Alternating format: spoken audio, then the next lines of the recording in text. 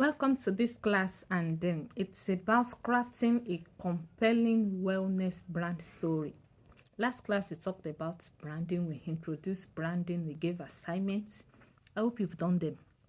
Now, we want to craft your wellness brand story. There should always be a story behind every brand. What is my own story? Let me tell you my story. When I got married, I lost my first pregnancy because I ate unhealthy. What happened was this: I couldn't eat, these symptoms of early pregnancy. So I took to buying food from a neighboring community. The woman sells fufu. So I chose to just buy fufu. My husband will cook the soup and I'll eat because I couldn't tolerate smell. Even up till now, I'm extremely sensitive to smell. There are some things I don't eat, not because they are not healthy per se, but because it gives me offensive smell. I run away from it. So people will be like, your own is too much. It's not even wellness, it's not even eating healthy in some cases. It is because the smells are offensive. So I got it wrong that time. I couldn't eat at all, except I don't perceive the smell of the food. So I opted to buying fufu, and my husband will make the soup and all that. All of a sudden, I started seeing blood when I got pregnant, and the long story cut short, the pregnancy came down. But because I was a researcher and I'm still a researcher, I insisted I want to do autopsy and know what happened. Why? Why did the pregnancy come down? Because I rested. There was nothing. I wanted to really know why. And then they discovered cyanide poisoning. And I'm like, cyanide? The only place where I can get cyanide is from cassava. Automatically, something is wrong with the fufu I was eating. So one day, I can't tell the woman selling fufu to me that something is wrong with your fufu. Will I go and spoil the business? One day, I was just passing, innocent me, and I saw the woman pouring detergent in Congos, as in large quantities, into uh, into containers where we have soaked cassava. And I was like, what happened? And she said, so that the cassava will soften on time, and so that she can quickly prepare it and it will meet up with the market. Obviously, I've been hitting chemicals. I've been hitting detergents soaked inside the fufu I ate. That day, I decided I was going to make, if not 90%, 80% of what I eat, I'm going to see to it. I lost the baby, which was extremely painful. I would have lost my life. By now, I'll be battling with serious, different types of serious medical conditions, and I want to know where it's coming from.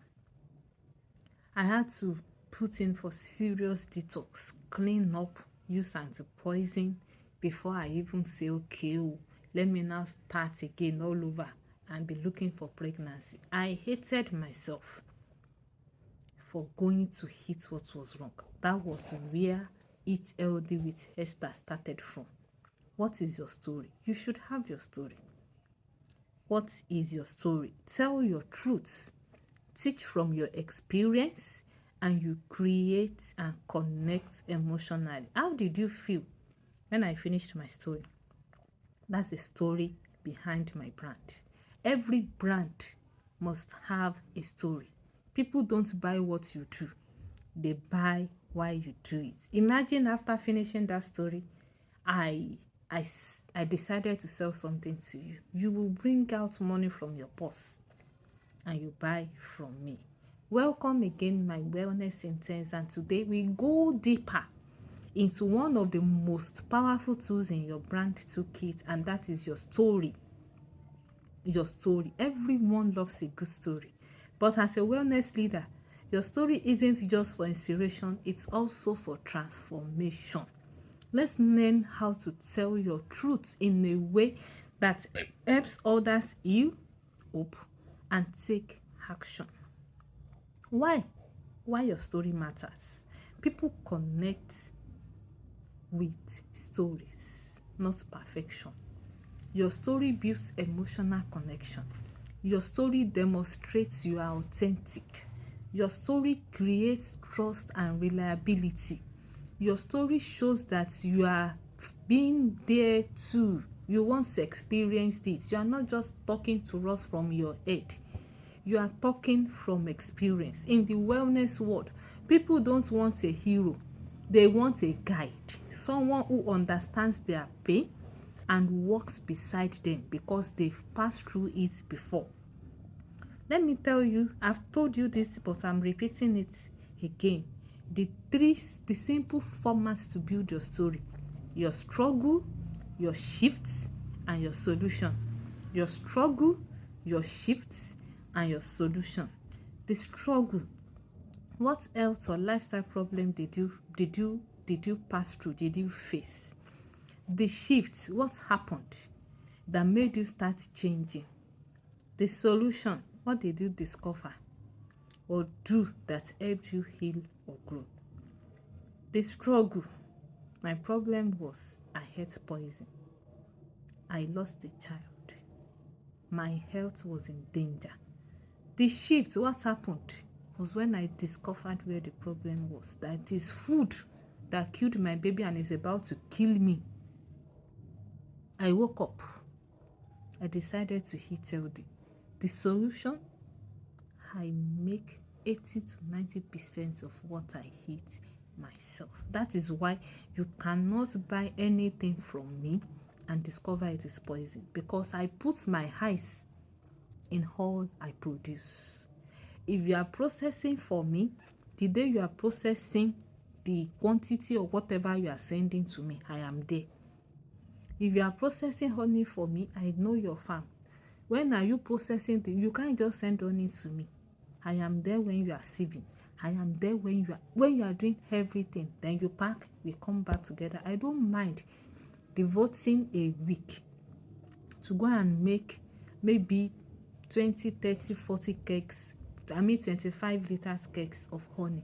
Bring them to my house and be selling it 1 liter until it's finished. I don't mind. Sometimes I produce plantain flour of close to 2,000 kg, as in 2 tons. Sometimes I produce 5 tons at once. I don't mind. Once I produce, I bring them home. They are very dried. There are natural ways to preserve. Put bay leaves, and don't put on the floor. Make them very dried. Always check the moisture content and nothing will happen to it. So that story alone makes me get buyer. Imagine plantain flour to 36 states of Nigeria. Is it that there's no plantain flour in food though? Is it that there's no plantain flour in each of these states?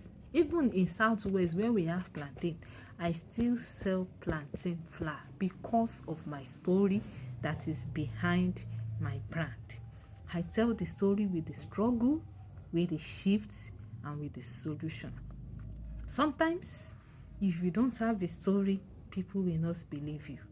What is your own story? I have an example here.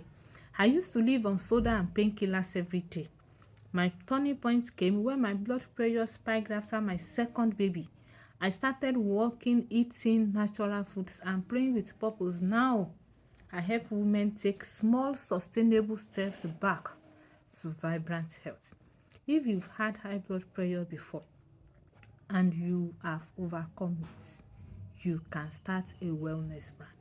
I tell people that's why I create this intern class. People that have passed through my class and are healed should start a wellness brand. It is possible, but be ready to follow instructions and you are good to go. People do not need you to be perfect. They only need you to be real. When you share your mistakes, your learning process, your small wins, you make your brand human, warm, and trustworthy. Vulnerability invites transformation. I was not afraid of telling people I had something soaked with detergent. That alone made my brand human, made my brand warm, made my brand trustworthy, and people buy from me. Storytelling has its own do's and don'ts. Do, be clear, be concise, focus on your experience, use I statements. Don't over explain or overshare details. And then something happened. Then my husband slept with me. Then my husband saw that. Then no, don't overshare details. Make it all about you. It is only you. You can't see me sharing stories about my children, about my husband, because I am not a family coach. I am an health coach. We eat, and because I don't do wellness for children. I don't even create anything around for children, except if you want them to just plant seeds. You want them to help you, to assist you in your garden. Maybe you are busy. That was why I created a class for children to grow, to plant food, not wellness at all. And don't be afraid to tell the truth. That thing you are afraid of is your strength for your brand. That thing you are afraid of is your strength for your brand. So don't be afraid to tell the truth. Let me repeat myself. The do's: be clear, be concise, focus on your experience, and use I. Focus on yourself. Don't over explain. Don't overshare. Make it all about you, and don't be afraid to tell the truth. Your story is the bridge to your brand message. Use it to answer, why do I care so deeply about wellness? Who am I trying to help? What transformation can people expect from my message? Your story should answer those questions. So when you are telling the story, people will flow with you and trust you. Now, start simple. Share your story in a simple way, just as if you are talking to somebody. Imagine, in fact, you can record it like, okay, I'm sharing my story, you record. Listen to the record and write it down. Put some embellishments, make it readable. Put your picture, send it out. People will like and trust you. Your story should show up repeatedly, not once. Repeatedly. People that see it today, they are not the same people that will see it next week. They are not the same people that will see it next month. Your story should show up repeatedly. Tell your story. I want to see your brand story. That's the assignment. Your brand story. What's your brand story? I just told you mine. What's your brand story? Let me see it. Post it on the group. The last class I said you should take a professional picture. Your story should come with your wellness brand. Your wellness brand story should come with a professional picture rather. Go and take a professional picture. Let's edit your brand story and post it out there and let people trust. Let people trust you. So the assignment about the hydration challenge goes on, and then we are also doing these specific things to build you for the future. The next 2 classes we would have will be about our products. We are going to start teaching you about our products so that you pick our products, you pick one of the classes, you pick the hydration challenge, you pick one product, and then you can start earning something before the internship comes to an end. Don't forget, after this internship, we are recruiting marketers, and the special package that is for them, you don't want to miss it. You don't want to miss it. So put in your best and ensure that you are well branded before you finish this internship. See you in the next class, and I hope you are enjoying this class. Let me see the comments.